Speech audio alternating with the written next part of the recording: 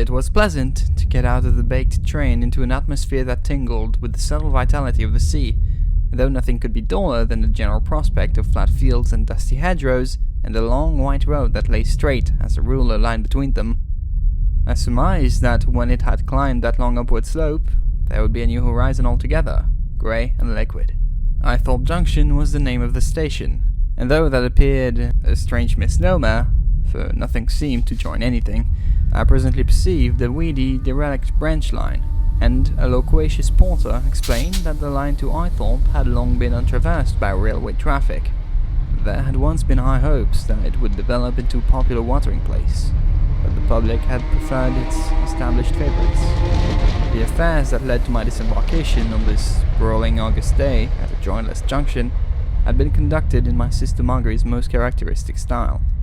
Her husband, Walter Mostyn, the eminent nerve specialist, had been threatened during July with a breakdown owing to overstrain in his work, and, in obedience to the ironical ordinance of "physician, heal thyself," had prescribed for himself a complete rest. His idea of resting his mind was not, as the usual practice of those on holiday, to overtire his body, but to get away to some place where there was no temptation to do anything of the kind. There must be no golf links, or he would want to play golf, and he would prefer his retreat to be by the sea because the very fact of being in a boat at all made him feel seasick, and he hated bathing. A rest cure in a nursing home would be horrible for him, and he thought that if Margery could find some deadly seaside resort, where there was nothing that could tempt him into activity of mind or body, that would do just as well. He wanted to be a beast of the field, and recover his nervous force by sheer vegetation. Margery, with these instructions to guide her, had thereupon set off, and scoured the coast of Kent and Sussex, discovering on the second day of her wild career this amazing and unique Eythorpe. There was a house there to let, which she at once saw was just what she was looking for, and with that most unfeminine instinct of hers, of knowing that she had got what she wanted and not making any further search, she went straight to the house agent at Hastings, and took the fares for a month as from tomorrow. She drove back to London that evening, informed Walter what she had done, sent down her servants next morning, and took down her husband the same evening. A fortnight later, she wrote to me that the cure was progressing splendidly, and that he, emerging from his languor, was getting rather cross and argumentative, which she took to be the sign of returning vitality. He was excessively bored with her and wanted some man in the house, and had grudgingly said that I would do. So, would I come soon for a couple of weeks? Well, in fact, I needed to, and she would expect me on Thursday. It was Thursday now, and in consequence, I was driving up the straight white road from Eythorpe Junction.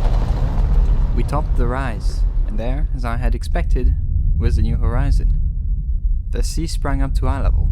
The ground declined steeply over a stretch of open downland dotted with furze bushes to a line of low cliffs that fringed the shore. Along the edge of these was a huddle of red-roofed cottages, among which rose a conspicuous church tower, and presently we jolted over the level crossing of the line from Eythorpe Junction, which the public had scorned. On the left was a small abandoned station with weed-grown platform, and a board, much defaced by the weather, bearing the inscription Eythorpe and Coltham. The name Coltham stirred some remote vibration in my mind. I felt that I had heard the name before, but could not recall the reason for its faint familiarity. The road forked, the left-hand branch of it leading up the village street. The other, which we took, had a signpost with the information that Coltham was 1 mile distant. We traversed, I should have guessed, 2 or 3 furlongs, and there, close at hand, separated from the highway by a field through which led a grass-grown drive, stood a big mellow-walled farmhouse. A clump of rather fine Scotch firs at one end of it was sufficient indication of its identity. I was taken into and through a broad passage, you might call it a hall, which intersected the house, and from which a dignified staircase led to the upper story.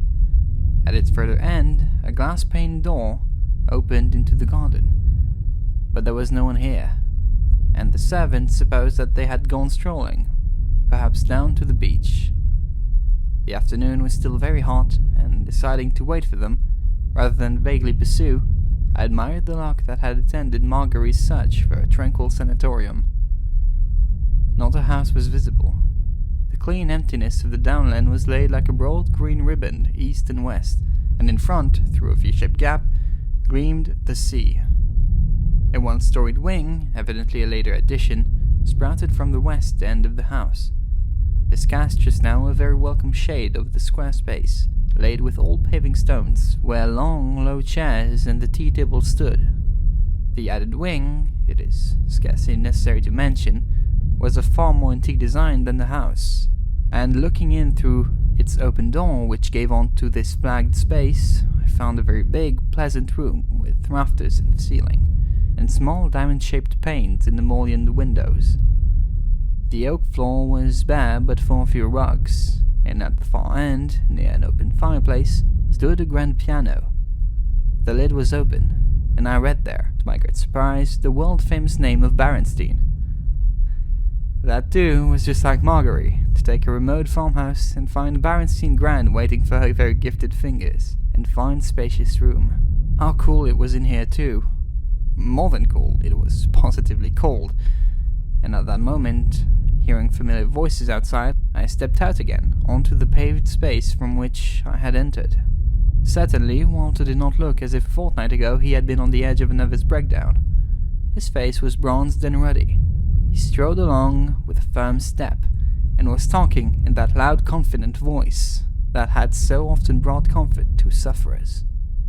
"But I tell you, darling," he was saying, "that it isn't that our senses occasionally deceive us. They habitually deceive us. Ah, there he is. Welcome, my dear Ted. You have come to a place beyond the limits of the civilized world, and it has done me a world of good already. Distractions. Things that interest us are what starves the nerves. Boredom, there's the panacea for nerves.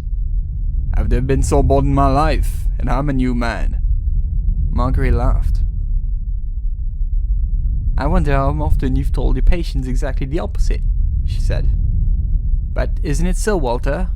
You always say that there's hope even for people who take an interest in postage stamps. Never mind. You hate being consistent, and I won't press it.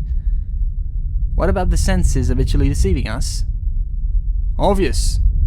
Your eyes, for instance. If you see a house half a mile off, your eyes will tell you it's about 1/4 of an inch in height. If another train passes you as yours is standing in a station, they will tell you that you are moving in the opposite direction. Smell and taste are the same. If you shut your eyes, you have no idea whether your cigarette is alight. Your sense of warmth and cold too. If you put your hand on a piece of very cold metal, it gives you the sensation of burning. I'm just as bad as you, perhaps worse, for my senses tell me that the room in there is bitterly cold today, but the thermometer says it is 65 degrees. I was suffering from some subjective disturbance, that was all, and my imbecile senses told me that it was cold. There was a thermometer saying it was warm. Senses, I tell you, are habitually deceptive. There was all his usual vehemence in this, and so I thought a little more. He was clearly upset at this divergence of view between his senses and the thermometer. "But I'm on the side of your senses," I said. "I went in there just now, and I swear it was more than chilly." He threw a quick glance over to Marguerite before he answered. "More lies, then," he said. "Another instance of the deceptiveness of the senses." He said this with the air of bringing the discussion to an end. Our talk became desultory and trivial.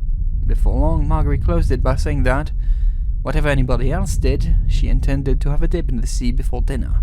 Presently she appeared again, with sandals and a dressing gown over her bathing suit, for there was but this strip of empty downland between the garden and the steep short descent on the beach. She insisted on my accompanying her, as far as that V-shaped gap, and her very casual manner made me sure that she had some communication to make. It came as soon as we were out of earshot. "Walter's ever so much better, as you can see for yourself," she said. "Until today, he has been lying fallow with the most excellent results. But now that awful activity of his mind has begun to work again, and 20 times since lunch he has alluded to that strange feeling of chill in the big room in the wing. He keeps on saying that it's subjective, but you and I know him, and that means he thinks there's something queer about it. And you felt it too, apparently. I thought I did, but then I had just come into the room from the broiling air outside. But hadn't he felt it before? No, for the simple reason that he hadn't been into the room before, said she. When we came here, and indeed till this morning, it was locked and shuttered. The gardener, who has been the caretaker here, told me that the owner had stored things in it, and that it was to be left closed. Till this morning, Walter did not seem to mind whether it was shut or open, but today he told the gardener that it was all nonsense to keep the biggest room in the house shut up, and demanded the key. Denton, that's his name, talked about disobeying his owner, but Walter insisted, and he produced the key. There was nothing stored there, and I drove over to the house agents at Hastings this morning to ask if there was any such order. None at all. What does it mean? Nothing, I said, except that Denton was a lazy brute, and didn't want the bother of airing the dusting room before you came, and of putting it to rights again after you'd gone. Perhaps also, the owner didn't want to prohibit you playing the Great Berenstain, but hoped you wouldn't. Also, this accounts for the fact that Walter and I found the room very chilly after it had been shut up for so long. When was the house last occupied, by the way? I don't know. It had been unlet for some time, so the agent told me, and I didn't care for the least about its history provided I got it for Walter now. Her jolly brown eyes made a complete circuit round my head instead of looking at me straight when she answered.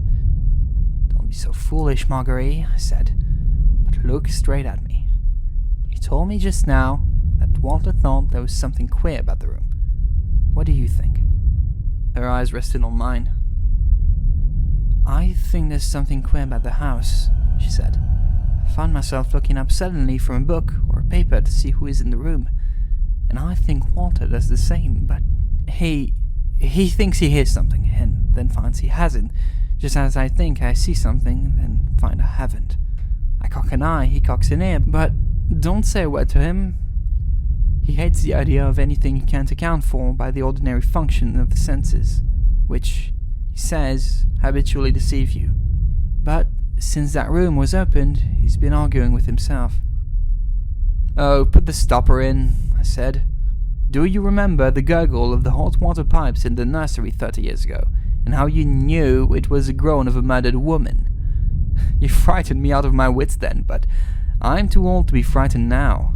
You haven't seen anything, and he hasn't heard anything. I have not seen, nor he heard. Don't imagine things. Half the trouble in the world comes from imagining. Have a nice bath and wash it all off. For a moment, as she looked at me, I saw somewhere behind her eyes a sense of uneasiness, but it vanished. I shan't wash off my gladness that you've joined us, she said, and ran off down the steep little path to the beach. I strolled back through the garden, thinking how unlike Margaret was to be within the grip of vague apprehension like this, or to imagine that there was anything queer about the house. For, in spite of the famous episode of the gurgling pipes, she was singularly free from imagined alarms. Even more unusual, if she was right about him, was it that Walter should be affected in the same sort of way. Marguerite certainly showed her good sense in demanding that her odd apprehension be kept apart from his, and not be given the meeting ground of discussion, but she had noticed, or imagined his, and I was soon to learn that he was not blind to hers. Walter had gone up to his room when I got back, and I went into the lately opened sitting room, where I found that my books and papers had been disposed on a big table, which was clearly consecrated to my use. I was engaged in a memoir which it interested me to write, though I had grave doubts about its interesting anybody else to read. The piano stood a little beyond my table, with the keyboard towards me. Between it and me, on my left, was the open window, looking onto the garden. The room still seemed chilly, but I speedily forgot that, and indeed everything else but my delightful task. How long I had been at work, I had no clue. When suddenly, even as I turned the page to carry on the note I had begun, I became vividly aware of my surroundings again, and knew with absolute conviction that I was not alone. I glanced up and and saw that there was a man outside the window looking at the piano. For a second or two he gazed at it fixedly, and then, turning his head, perceived me at my table. He had not, I imagined, observed that there was anyone here, for he touched his hat and would have gone away, but I called to him. "Do you want anything?" I asked. "Denton, is it?" Yes, sir. I was just looking to see if the room was all right." And immediately he withdrew. But oddly enough, I found that it was not Denton's presence at the window that gave me the sense that there was someone here. It had nothing to do with Denton. And why, I asked myself, as the man walked briskly off, why on earth should Denton look in to see if the room was all right? It was the piano that riveted him. Did he want to be sure that all was well with the piano? I tried to attach myself to my work again, but the connection would no longer hold. There was still that sense of some presence in the room, which came between me and my page. Time and time again I held my mind to its task, but it slipped away, and presently, at its bidding, my eyes left the paper and scrutinized the room. Certainly there was nothing behind me, nor at my side, but I found myself. Was it Denton's example which had infected me? Look at the piano. As if what I saw was invisibly there. Its japanned case, darkly like black glass, reflected my table. The white keys gleamed in their ebony setting. And then I saw that some of them were moving. A group, 3 or 4 at a time. And now a succession of single notes sank and recovered, as if under the pressure of fingers. I cannot hope to describe the curiosity and the dismay with which this filled my mind. I gazed fascinated at this inexplicable movement, but at the same time my mind cried out in horror at the invisible cause of it. Then, as suddenly as it had begun, this fantastic spectacle ceased, but the presence was still there. Then from outside there came the sound of steps. Walter entered. "Marguerite here?" he asked. "No? Was it you playing then?"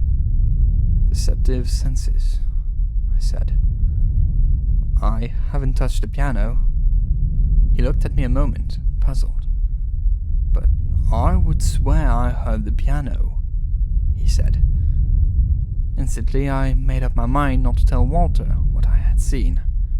And already, so fantastic was it, I was beginning to doubt I had seen anything. Yet, deep in my mind remained that immense curiosity, and deeper yet some unreasoning terror. The evening passed quite normally. Walter bewailed the hideous necessity of going into Hastings next day to have his hair cut, and even darker fate of having the vicar of Eythorpe to dinner.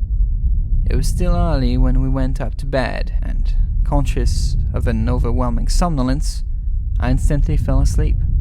I woke, staring wide awake, with the answer to the question which had slightly worried me yesterday, as to why the name of the neighbor in Coltham was remotely familiar to me, clear in my mind.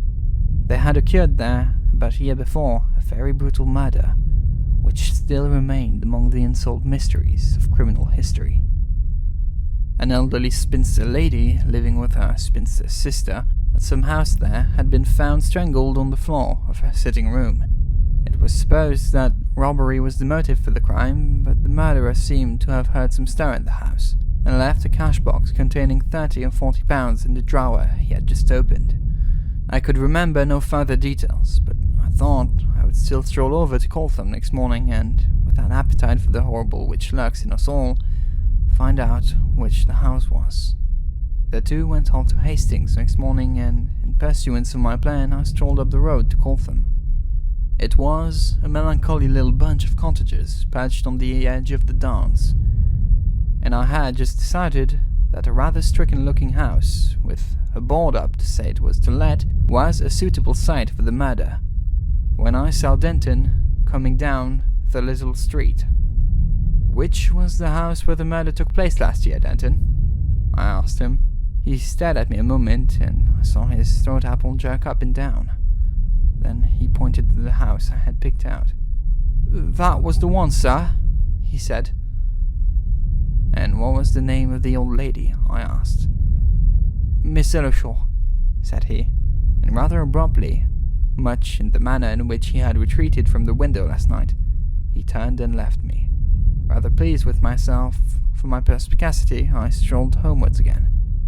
Marguerite and Walter, he shone and self-respecting again, came back about 1 o'clock, and Marguerite announced her determination of writing overdue letters, till the really intolerable heat of the day had declined.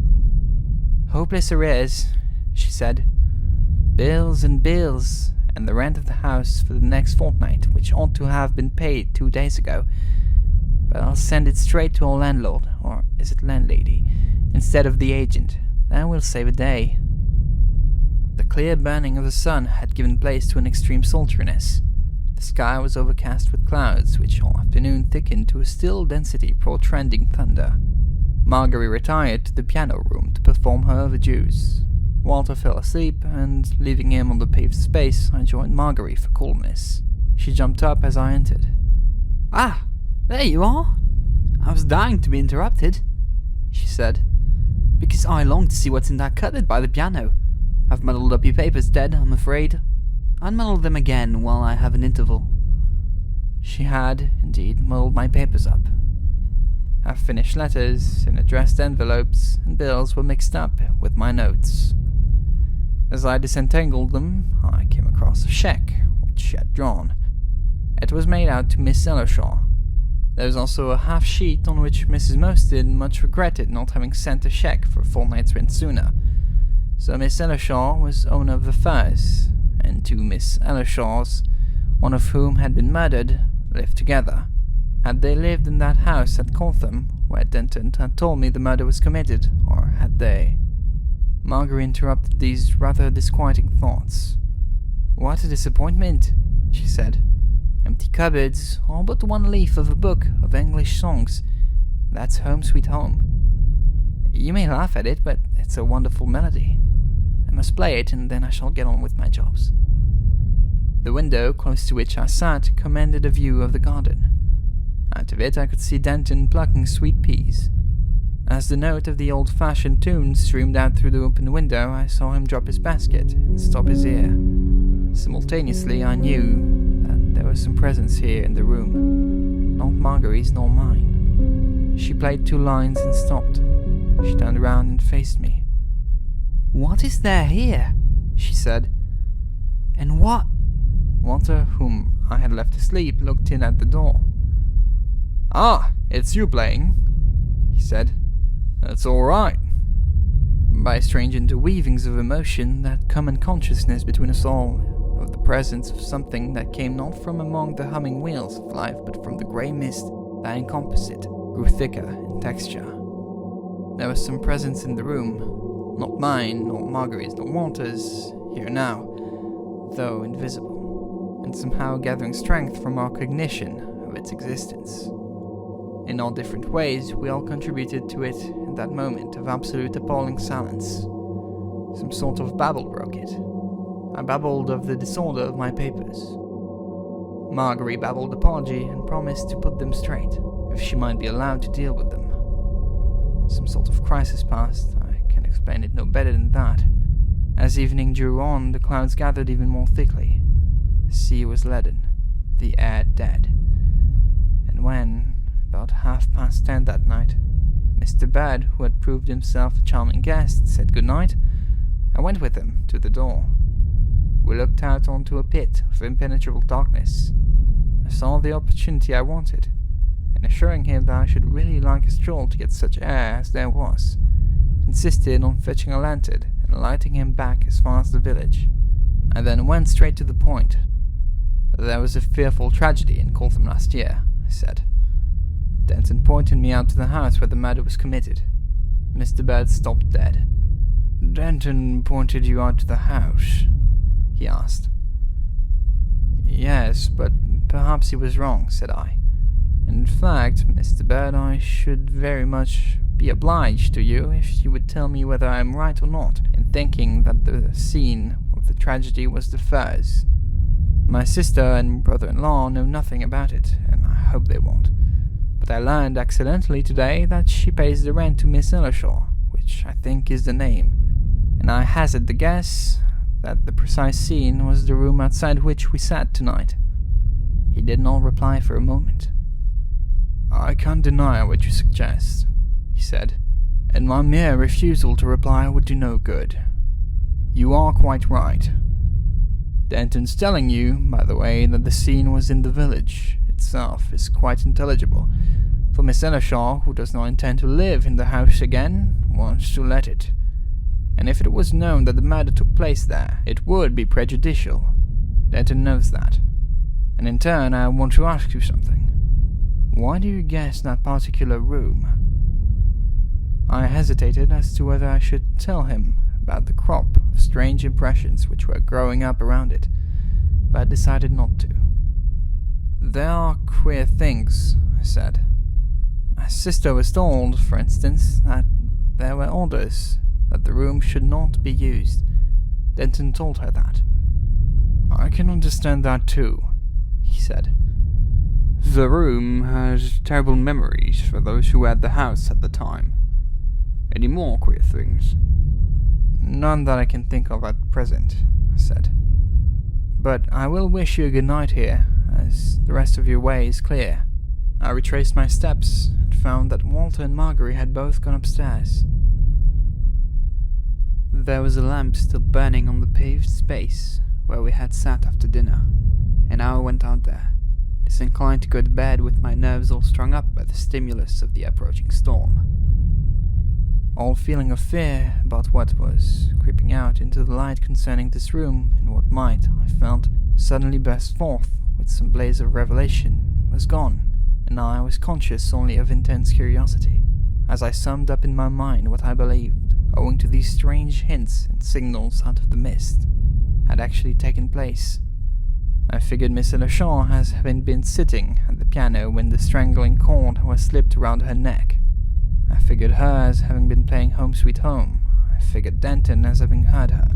Then there would have been silence, but for some few gasps, some quivering convulsions, like the shaking of leaves in a tree, and the discovery, perhaps by Denton, of the crime which was still unexplained.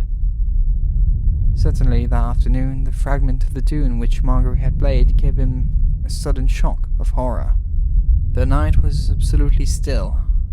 Neither from inside the house nor from outside came the slightest stir of life. The silence rang in my ears. And then, from the room close at hand, I heard, faint but distinct, the tinkle of the piano.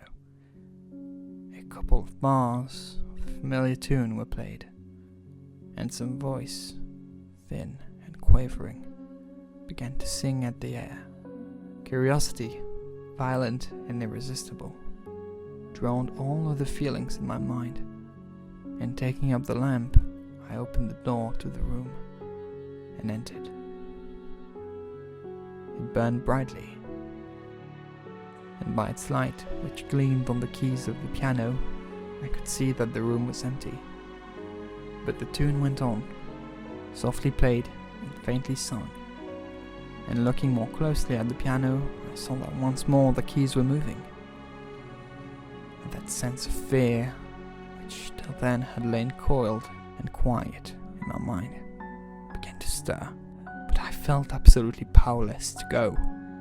Fear, now in swift invasion of my mind, held me where I was. Something began to form in the air by the piano, a mist, a greyness. Then in a second it solidified, and there sat with her back to me, the figure of a little white-haired woman. Then the singing stopped. Her arms shot up with quivering, clutching fingers. She struggled, she turned, and I saw her face swollen and went purple, with gasping mouth and protruding eyes.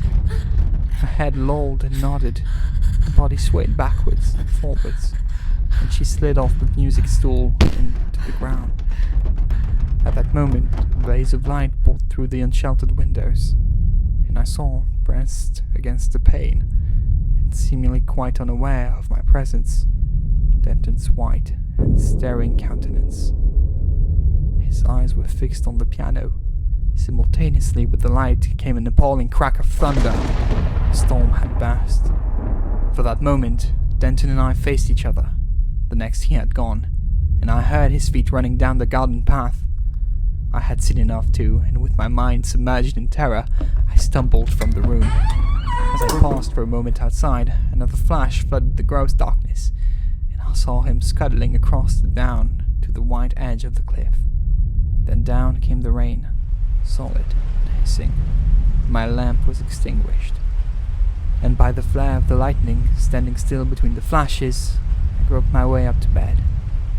All night, a prodigious storm streamed and rattled, but about dawn, as I lay still sleepless, and quaking at the prodigy of horror I had looked upon, it passed away, and I dozed and then slept deeply, and woke to find the morning tranquil and fresh and sunny. All the intolerable depression of the day before, not physical alone, seemed to me to have vanished. The house was wholesome as the breeze from the sea, and so, too, when, not without making a strong call on my courage, I entered it, I found the room where last night I had witnessed that ghastly pageantry. In no way could I account for that inward conviction, even less could I question it. All I knew was that some tragic stain had passed from it. I was down before either of the others, and strolling through the garden as I waited for them. I saw advancing along the paved walk the figure of the vicar. "A very dreadful thing has happened," he said. "Denton's body was found half an hour ago by some fishermen at the foot of the cliff down here. His head was smashed in. He must have fallen sheer on the rocks." Now, the listener may put any interpretation they please on the events which I have here briefly recorded, and on certain facts which may or may not seem to them to be connected with them, namely that Miss Ellershaw, the elder of the two sisters who lived together at the Firs, was found strangled on the floor by the piano in the room which juts out into the garden, that her sister, not many minutes before her body was found, had heard her singing Home Sweet Home to her own accompaniment, and that the author of the murder had never been found. It is a fact also that, late on the night of which I have been speaking, I saw Denton looking in through the window of that room, and shortly afterwards running across the strip of downland towards the cliff, at the bottom of which next morning his body was found. But beyond that point, we deal not with material facts, but with impressions. 3 separate people fancied that there was something strange about the room. One of them found herself expecting to see some unaccountable appearance. One of them thought there was a peculiar chill in the room, and also that he heard the piano being played when nobody had touched it. The third, as I have related, believed that he both saw and heard things in that room which he cannot explain. Whether Denton shared that experience, we cannot tell, nor can we tell for certain whether it was pure accident that he fell over the cliff, or whether he had seen or heard something which drove him to make an end of himself.